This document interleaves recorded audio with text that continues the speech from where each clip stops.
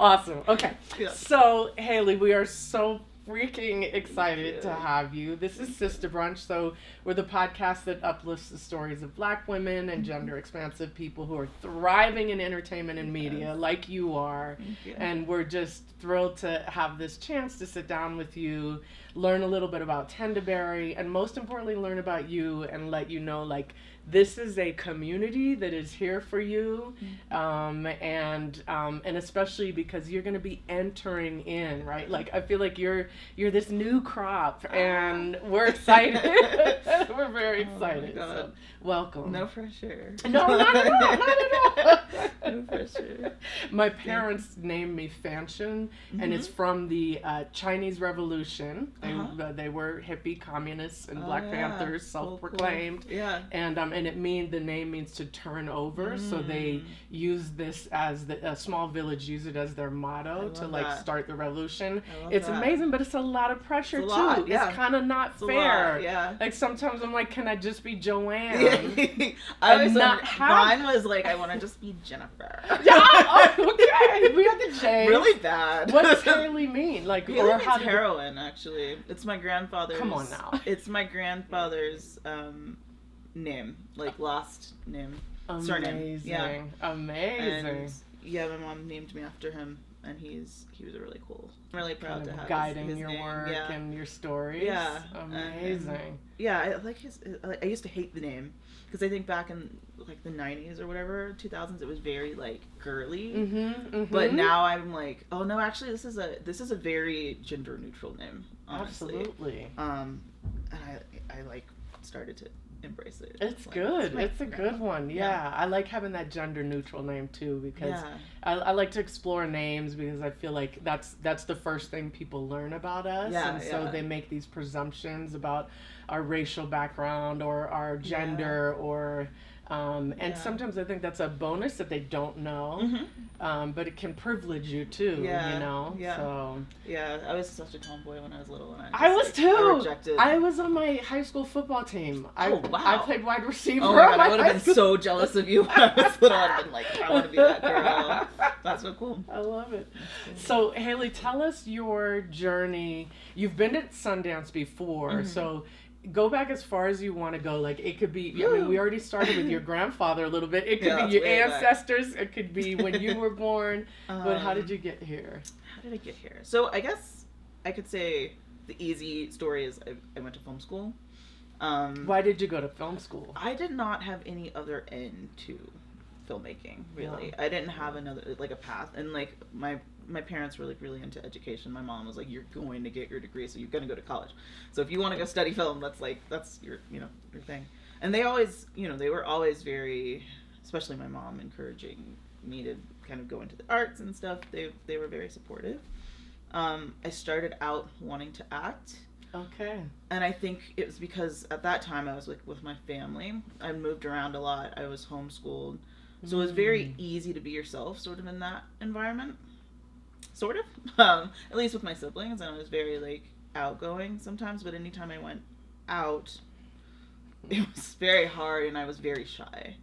So in college I started acting. I had a wonderful mentor. His name is Stephen Gerald. And he sort of tried to pull me out of my shell, and I switched to playwriting, just sort of to hide behind writing, because writing became pretty natural to me, and I liked writing, playwriting, poetry, and everything. That was sort of my end, because it's easy, you don't need a camera, you have like pen and paper, whatever. But I started there, and then I went, I double majored in film, and that was like hard, because it was Texas at a very specific time. I think it was before any kind of Me Too, before any of that. Like, we were just getting into that. And I just, the environment was just harsh. I, like, tried to make the best of it, and if it wasn't for Steven, if it wasn't for a couple other people, I would have probably, like, lost it. Because it was just, like, nobody saw you. Nobody really cared. I had a few, it was Steven, and I had another film professor named Richard, and they, like, really helped me. It was just, like, small things that they would say. And was this UT Austin? This was UT Austin. Okay. Yeah. All right. But it was just like, it was very optimistic, and then you get the Band-Aid sort of ripped off of like, I don't know if anybody cares about what I'm saying. But of course, I loved filmmaking. I didn't really care. Yeah. But it was very hard, I Yeah. think, emotionally. And Steven one day was like, "You just need to run to New York City. You're gonna find your people there." And Yes. I did. I'd love to ask you, as a light-skinned Black woman, my mom's white, so Yeah. you know, mixed light-skinned Black woman, Yeah. and started off as an actor as well. You probably know I was never shy, so I didn't have that piece in common. Yeah. But I had a view of myself that when you start to go audition or even have a rep, Yeah. who doesn't know what to do with you, right? And this was quite a while back too, and I'm sad to hear that it's probably there's some of those similarities. Like I would have to ask my agent, did you send me out for white or Black for this audition?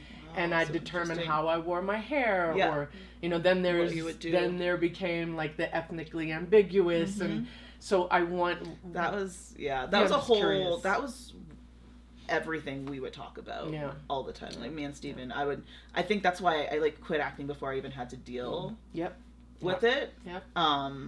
Because I knew who I was. I was raised Black. I was like, but also my taste was, I was really into Sam Shepard, and I was like, well, can't we just play weird girl? You know, because there are Black people that that I would identify with a lot of his work, and I was like, we have this too. It's all the same thing. It really is. Like when you really look into it, skeletons in the closet, all that. Yes. I'm like, can't I just? But I think at the time it just felt, I don't know.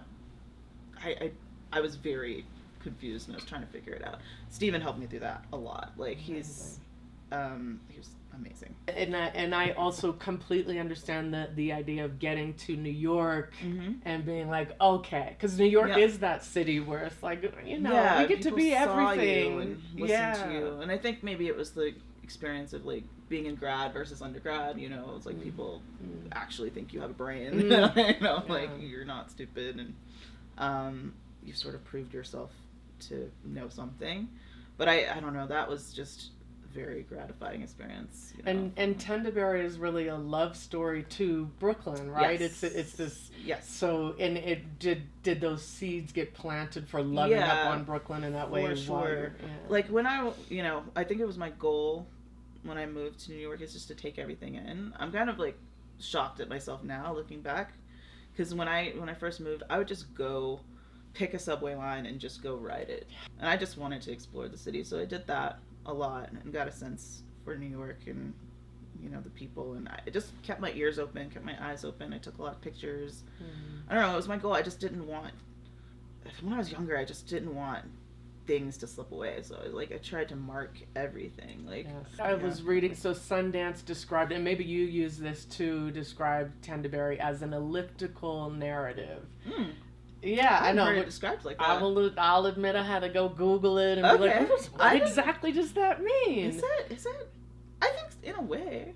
So okay, so I'm curious. I guess image-wise, we go back to the same place, but I think, I don't know if that was my goal, but my goal was just to document, sort of, capture a story that felt like a very specific time in my life and Dakota's life, and I wanted to capture what it felt like to be in New York in your 20s, but a very specific type of New Yorker. Like, I was very much inspired by, like, say, the girls down my street that work in the 99-cent stores. Like, I'm obsessed with... That's something that we didn't have. Like, we have Dollar Tree and stuff down in Texas or whatever.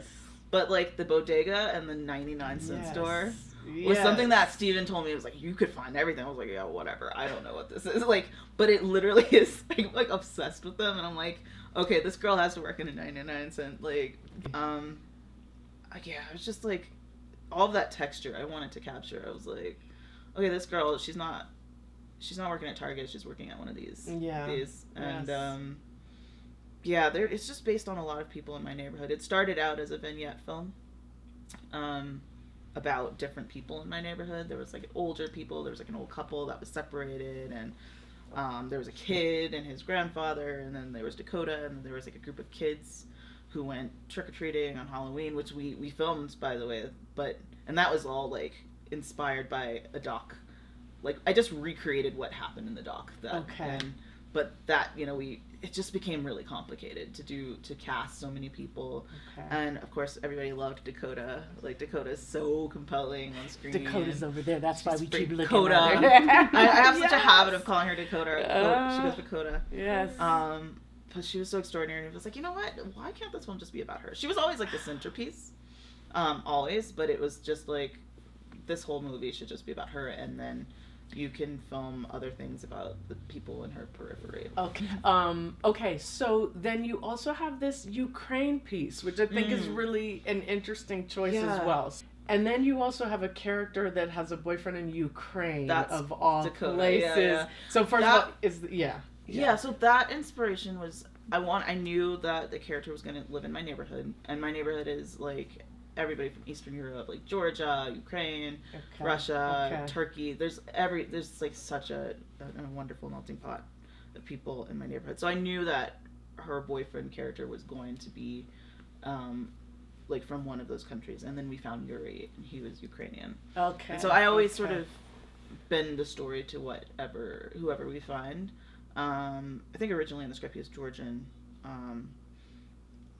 The story originally wasn't about war.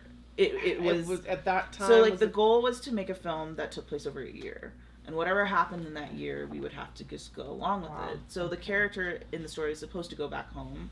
It was supposed to be about a long distance relationship and like having your plans change when you're a young person and life blowing up in your face. But then we filmed that portion where he goes back home to Ukraine. We wrapped that chapter, and then maybe like a week or two after we wrapped, the war broke out. And we were like, well, the character in the story is there, so we're gonna have to sort of address that, because we're not living in a fantasy world. Like, the story doesn't take place in non-reality. Okay. It's supposed to feel like broken. So I'm like, we have to address it in some way. And in part, that becoming a part of the story, and I really tried to tread gently, because when something's happening, you don't know how to talk about it and, wrap it in a movie, and I didn't want to be... It's hard to make a fiction piece about that. So that was... It was a hard decision, but it was reality and what was happening. So we sort of had to lean into the emotions that I wanted to talk about anyway, which is loss and missing someone and picking up the pieces of your life when you thought your life was going to go a certain way and it goes a different way. So it sort of drove the film emotionally into the territory that I wanted to explore, and it made it a little more heavy. But I hope we sort of handled it in a way, because I'm not... I like reading up on things and really taking time before I put any kind of especially like any kind of conflict in a film. But I think we focus more on like missing, the missing of people and what that means when you lose someone, which is what I wanted to talk about anyway. So. Amazing. Yeah. Okay, so your premiere of Tendaberry is on Sunday. It's on Sunday. What are your biggest hopes and dreams for the film? I'm really happy just that it's being seen.